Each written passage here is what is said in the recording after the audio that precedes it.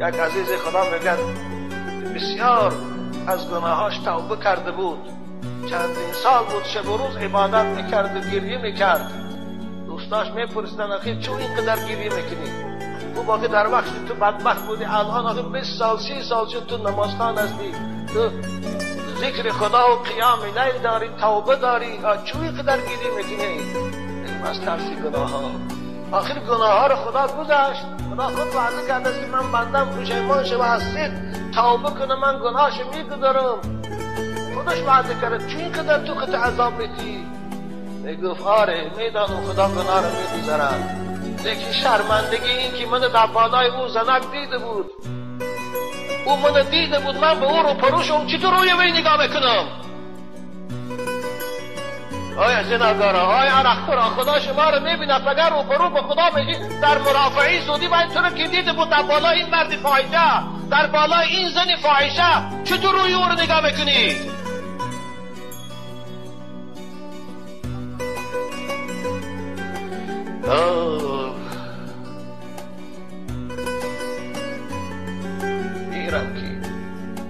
گیرم که تو از سری گناه در گذری، زان شرم که دیدم که چی کردی، چی کردم، چی زان شرم که دیدی که چی کردم، چی کردم. آره میدونم تو گناه میگذری، لیکن آخه او حالت تو من دیده بودی. مانند که یک آدمی با آبرو در یک حالت گناه تو رو بیند، هر بار که او رو بینی سرخ میشوی. هم تو هست خجالت میشویم. 1 سال پسم بینیم، 10 سال پسم بینیم، هوایی بینیم خجالت میشویم. مگر با خدا چی درو کنه بشکن؟ امروز میفهمم زنهای خانشین، زنهای قشلاقی که شوهر دارن، فاحشگی رو براشان کسب کردیان، منبع درآمد کردیان، منبع راحت کردیان. سحر سمکش میگیرد، تلفنش در گوشش بر پدری کسی لعنت که این تلفنا رو برآورد. خداوند الهی فقیر کند و سختترین حالت جزاش دیاد. تمام زن تاجیک، دختر تاجیک، خواهی جوان است و خواهیاش و خواه شوهردار در گوشش تلفن با همون فاحشی بدبختی صحبت دارن. از خانهش برآمد تلفن میکنه، او خیلی لعنتیش میگه سوارش میکنه. بیشترم داری که آمریکا یک عیب و شرم بود، احتیاط کرده میرفت یک جایی به جایی بوا میخوردن. امروز دیگر نه شرم است و نه احتیاج است.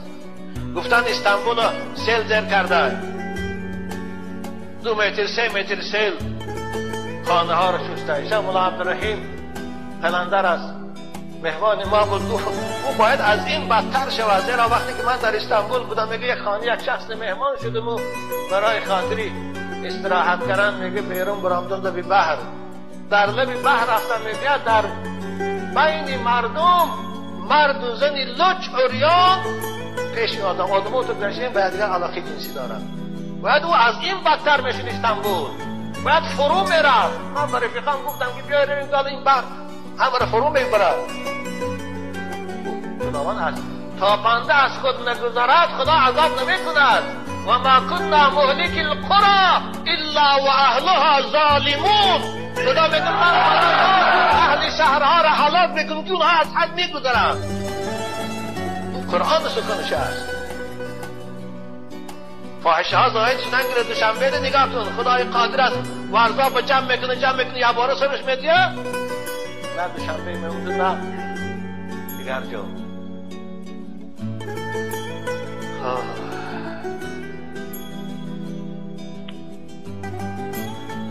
دادر عزیز، من به جای تو میشدم عصبی نمیشدم. خوب شاید تو به خاطر خدمتای کردگید یا به خاطر شرم داشتگید عصبی شدید. خدا خواهد صبر کن ثواب میگیرید. برای تو انشاءالله زن بسیار است، وای از زنی خوب بگیر فراموش شده میرودید.